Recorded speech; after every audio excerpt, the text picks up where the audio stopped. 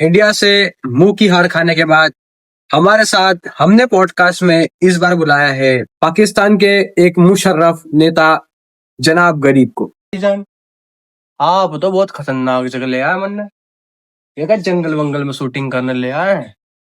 आप इंडिया से इतनी बार हार चुके हैं, उसके बाद भी आपकी अकड़ कम नहीं हुई है। और आप ऐसा क्यों कर रहे हैं? हम इंडिया से हार गए? हारे हमने इंडिया से जंग लड़ी है 5-5। हमने इंडिया को इतनी बार हराया जंग में। आपने पिछली बार देखा नहीं, हमने आपके रफाल मार दिए 10-20। और अब ऐसी बात कर रहे हैं कि हम इंडिया से जंग में हार गए। अरे कोई छोटी मोटी बात कर रहे हो आप, तो थोड़ी बड़ी बात करो। इंडिया हमारे सामने कुछ नहीं है। हम पाकिस्तान को मुर्रफ जनाब गरीब बोलते हैं। हम एक एक्स आर्मी जनरल है। हमने पाकिस्तान में ऐसा ऐसा काम का जो बता नहीं सकते आपको। और आप कह रहे हम इंडिया से जंग हार गए? कोई बोलने की बात है जी? जब टू विवाद आदमी हो। अच्छा वो सब आप छोड़िए, आप हमको पानी पिला दीजिए।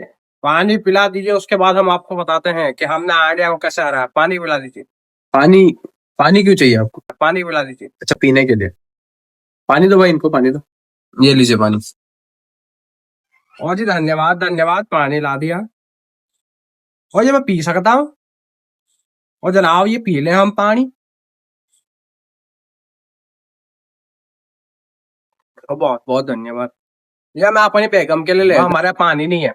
तो सर आप हर बार न्यूक्लियर बॉम्ब की धमकी देते हैं कि हमारे पास ये है, हम न्यूक्लियर बॉम्ब है, एटम मिसाइलें है, फलाना ढिमका है, हम इंडिया के ऊपर चला देंगे। तो क्या कर लेंगे आप चला के? और मुझे ही नहीं लगता कि आपके पास एटम बॉम्ब है। आपको लगता है आपके पास डिफेंस सिस्टम है? हमारे पाकिस्तान में ऐसा ऐसा डिफेंस सिस्टम है जिसकी कोई हाथ ही नहीं है। आप सोच रहे हैं कि आपने सिर्फ एक छोटा मोटा काम कर दिया और आपको लगता है आप पाकिस्तान से डरवा देंगे? और जी हमारा मुल्क को छोटी मोटी चीज है क्या? आपने पिक्चर बनाई दुर्योधन, उसमें भी पाकिस्तान को ऐसा वैसा दिखा रखा है कि सब लोगों के अंदर घुस के मार देते हैं। वो हम टेररिस्ट भेजते हैं, हमने आपको बताया, हमने पिक्चर बनाई टेररिस्ट पे। औकात मेरे। वो भाईजान ये कट कर दीजिएगा, हम थोड़ा गलत बोल दिए। तो ये सब आपकी मिसाइल है जो आप इंडिया से जंग लड़ने के लिए यूज करेंगे? ये सब हथियार है आपके? ओ भाईजान कैसी बात कर रहे हैं आप? हमारे पास न्यूक्लियर बॉम्ब नहीं है और मेरे पास न्यूक्लियर बम है। मैं आपको न्यूक्लियर बम का एग्जांपल देता हूँ। हाँ देखिए कि हमारा न्यूक्लियर बॉम्ब का सेटअप है, इसके अंदर हमारा न्यूक्लियर बॉम्ब लगता है। देखा, यह जनाब मिसाइल है जिसका नाम है पिंचका। जनाब ये मिसाइल को ऐसे डाला जाता है, उसके बाद ये 4 रावण लगते हैं। वो रावण अभी टूट गए भाईजान। उसके बाद ये रावण से ऐसा मिसाइल सिस्टम को खींचा जाता है। उसके बाद ऐसा मिसाइल यहाँ से निकल के सी फायर होती है, खू करके सीधे इंडिया के 50 राफेल मार दिए थे हमने ऐसे मिसाइल सिस्टम से। वो भाईजान हमने मार दिए थे 50 राफेल, इसलिए तो नहीं है इंडिया के पास 50 राफेल। हमने ऐसा डिफेंस सिस्टम से पाटे पाटे मारा है। आपको क्या बताइए, रबड़ रिजवान है हमारे पास। रिजवान ने इतने मिसाइल से सिस्टम गिरा दिए कि यहाँ पर रावण टूट गया है। अब हमको नया रावण मांगना पड़ेगा अमेरिका से। ऐसे हम आपको बाकी सिस्टम मिसाइल्स भी दिखाते हैं। यह हमारी दूसरी मिसाइल है जिसका नाम है चिनका। यह हमने बांग्लादेश से उधार ली थी। वैसे तो अभी चलती नहीं है क्योंकि बांग्लादेश ने हमको चूना लगा। भाईजान ये हमारी तीसरी मिसाइल है और इस मिसाइल का नाम है चीना। और हमने ये मिसाइल हमारे बड़े पप्पू अमेरिका से खरीदी थी। भाईजान अमेरिका ने भी हमको चूना लगा दिया। ये इतनी बड़ी मिसाइलों के सामने ये छोटी सी मिसाइल है।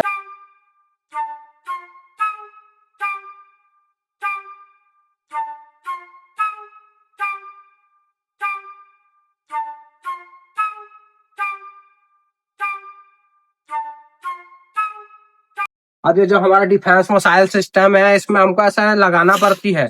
उसके बाद रबर से खींच के हम ऐसी फायर करते हैं कि एक बार में आपके 4-5 राफेल। 50 राफेल तो इंडिया पास भी नहीं है, आपने 50 कैसे मार दिए? जब टू विवाद आदमी हो।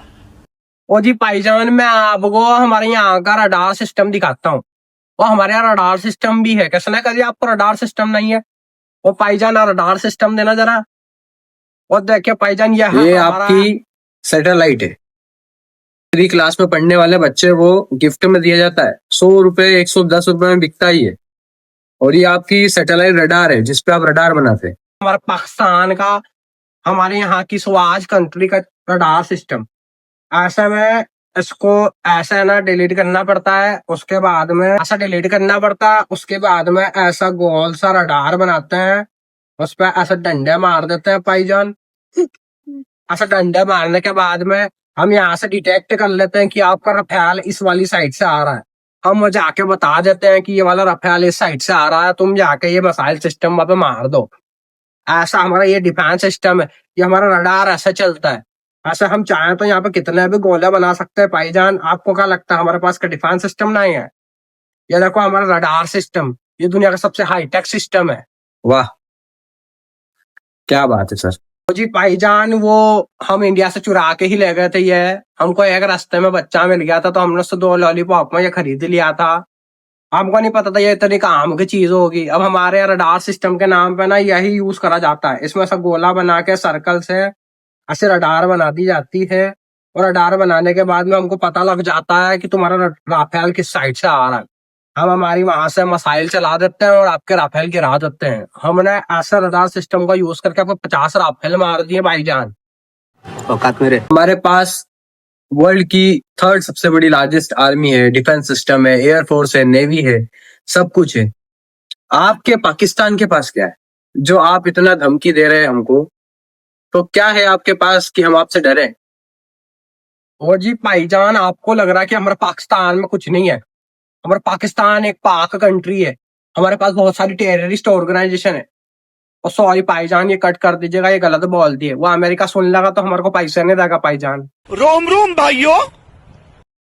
हमारा पाकिस्तान एक पाक कंट्री है भाईजान। हमारे पास भी न्यूक्लियर मिसाइल हैं, एयरक्राफ्ट कैरियर है, 2-4 हमने भी सोल्जर रख रखे हैं जिनके पास में 2-4 बंदूकें हैं।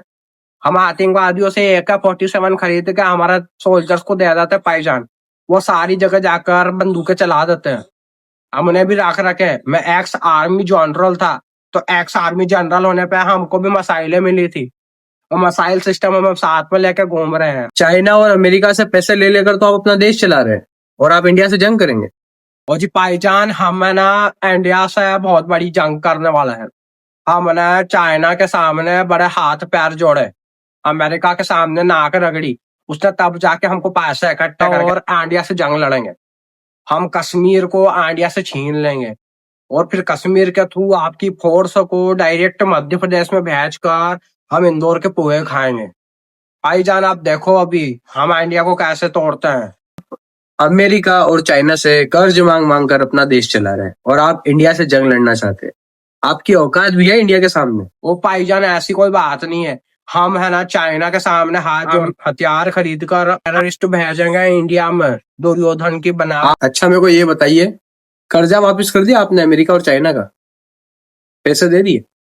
ओ जी भाईजान, कर्ज तो हमारा ऊपर से कभी नहीं हटने वाला, भले हम कितना भी अमीर हो जाए।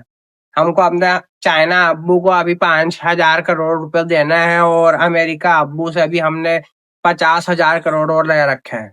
अभी हमको इतना पैसा देने के लिए हमारे पास पैसा ही नहीं है। ये 2 पानी की बोतलें तो मैंने आपसे मांगी है, जो मैं 25-25 हजार में बेच के अपने गाड़ी का कर्जा दे दूंगा। मैंने गाड़ी की EMI ली थी, वो गाड़ी मेरे लिए चली गई भाईजान। अब मैंने डेविड पुत्रा 5000 सीसी ले रखी है, मैं इसकी वीडियो आपको बताऊंगा। अब वो 5000 सीसी में पेट्रोल इतना डालता है कि पेट्रोल से हम परेशान है। तो ये थे एक पाकिस्तानी मुशर्रफ जो अपने आप को इंडिया से बड़ा समझते हैं। इनका देश इंडिया से बड़ा है, ये इनका कहना है। हमारा कहना है कि इनके देश की इंडिया के सामने एक रद्दी भर औकात भी नहीं है। ये अपने देश से मुजाहिदों को आतंकवादी बनाकर इंडिया भेजते हैं, और इनका काम इंडिया को तबाह करना है। हमारे यहाँ के ही कुछ लोग इनसे मिले हुए हैं जो इनका साथ देते हैं। ये बात बहुत गलत है। लोग इस बात को समझिए, लोग इस बात को जाने तो बहुत अच्छा रहेगा। हमारे यहाँ के लोग फिलिस्तीन जिंदाबाद का नारा देते हैं, पर भारत माता की जय बोलने को तैयार नहीं है। ऐसे लोगों को इंडिया में क्यों रखा जा रहा है, मेरा सरकार से सिर्फ इतना सवाल है। जो लोग भारत माता की जय बोलने को तैयार नहीं है, जो लोग राष्ट्रगान गाने को तक को तैयार नहीं है, ऐसे लोगों को आप भारत में ही रख रहे हो। क्यों? मेरा सवाल सरकार से जारी रहेगा। ऐसे लोग देश को बाहर से नहीं अंदर से खोखला कर रहे हैं। ये लोग देश के अंदर होने वाले सभी खतरों के लिए जिम्मेदार हैं। फिलिस्तीन जिंदाबाद के नारे देकर भारत माता की जय नहीं बोलेंगे। कहीं कहीं तो मैंने भारत में ही पाकिस्तान जिंदाबाद के नारे सुने हैं। ऐसे लोगों को देश में रखकर हम बहुत बड़ी गलती कर रहे हैं।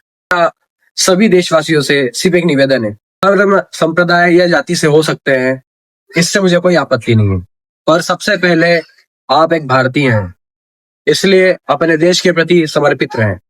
ऐसे लोगों से दूर रहे जो अपने ही देश को देश में रहकर गालियां देते हैं। धन्यवाद आपका। देखते रहिएगा मेरे साथ नेताजी लपेटे में। बहुत बहुत शुक्रिया।